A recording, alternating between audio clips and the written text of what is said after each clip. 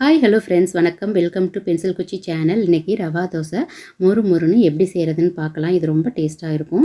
ஈஸியான மெத்தடும் கூட. நம்ம மாவு டக்குன்னு கலந்துடலாம். வாங்க எப்படி செய்கிறதுன்னு பார்க்கலாம். இப்போ ஃபஸ்ட்டு நான் ஒரு பவுல் எடுத்துக்கிட்டேன். அதில் 1 கப்பு ரவை எடுத்துக்கிறேங்க. அடுத்து 1 கப்பு அரிசி மாவு கொஞ்சம் கம்மியாக எடுத்துக்கலாம். அடுத்து பார்த்திங்கன்னா தேவைக்கு தகுந்தபடி உப்பு போட்டுக்கலாம். நெக்ஸ்ட்டு பார்த்திங்கன்னா 1 ஸ்பூன் சீரகம்,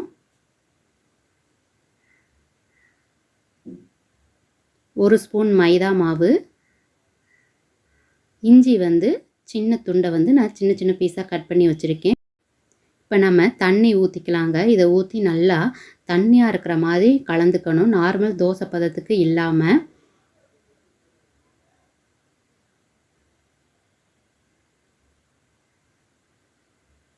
இப்போ இது மாதிரி கலந்துக்கங்க.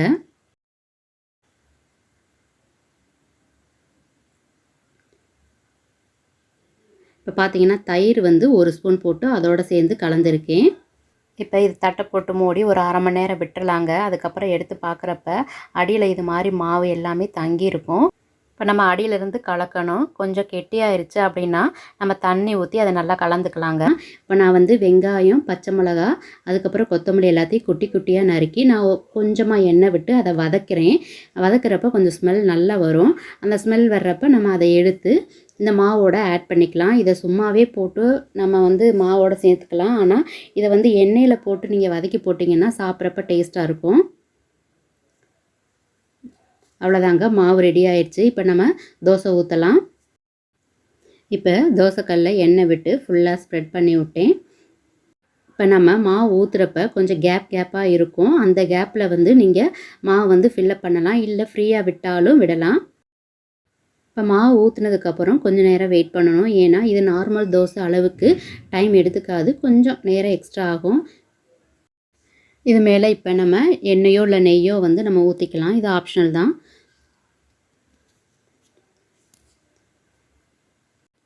கலர் பார்த்திங்கன்னா அந்த கோல்டன் கலர் வரணும், அது வரைக்கும் வெயிட் பண்ணணும்.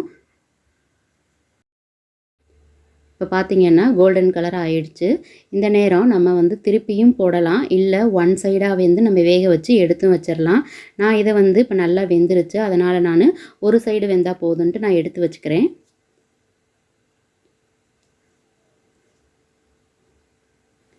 ஒவ்வொரு தடவையும் தோசை ஊற்றுறப்பெல்லாம் நம்ம கலந்து விட்டுக்கணும். ஏன்னு பார்த்தீங்கன்னா ரவையும் மாவும் கீழே போய் தங்கிரும். அதனால் நல்லா கலந்துக்கங்க. கொஞ்சம் கெட்டியாக இருக்குது அப்படின்னு ஃபீல் பண்ணிங்கன்னா தண்ணி கொஞ்சம் ஆட் பண்ணிக்கோங்க. ஒவ்வொரு தடவையுமே தோசை ஊற்றுறப்ப நம்ம கிளறி விட்டுக்கணும். இந்த தோசையை நான் 2 பக்கமும் வேக வச்சு எடுக்க போகிறேங்க.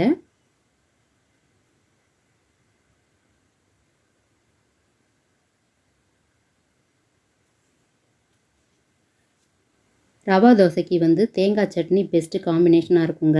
அதுக்கப்புறம் பார்த்திங்கன்னா இதை நம்ம சும்மாவே சாப்பிட்லாம். அந்தளவுக்கு கிறிஸ்பியாக டேஸ்ட்டாகவும் இருக்கும். இப்போ 2 பக்கமும் வெந்துருச்சு, நம்ம எடுத்துடலாம்.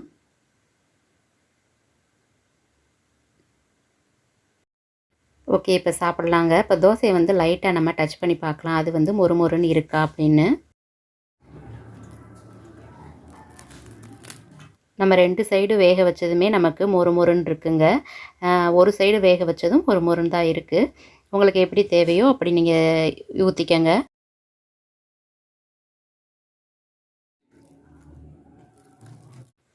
இந்த வீடியோ உங்களுக்கு யூஸ்ஃபுல்லாக பிடிச்சிருந்துச்சு அப்படின்னா ஒரு லைக் பண்ணுங்கள், கமெண்ட் பண்ணுங்கள். அப்புறம் சப்ஸ்கிரைப் பண்ண மறந்துடாதீங்க. பக்கத்தில் இருக்க பெல் ஐக்கானை கிளிக் பண்ணுங்கள். உங்கள் ஃப்ரெண்ட்ஸுக்கெல்லாம் ஷேர் பண்ணி விடுங்க. இது மாதிரி இன்னும் ரெசிபி ஏதாச்சும் வேணும் அப்படின்னா கீழே கமெண்ட் பண்ணுங்கள், நான் ப்ரிப்பேர் பண்ணி போடுறேன். ஓகே, தேங்க்ஸ் ஃபார் வாட்சிங். இன்னொரு வீடியோவில் பார்க்கலாம்.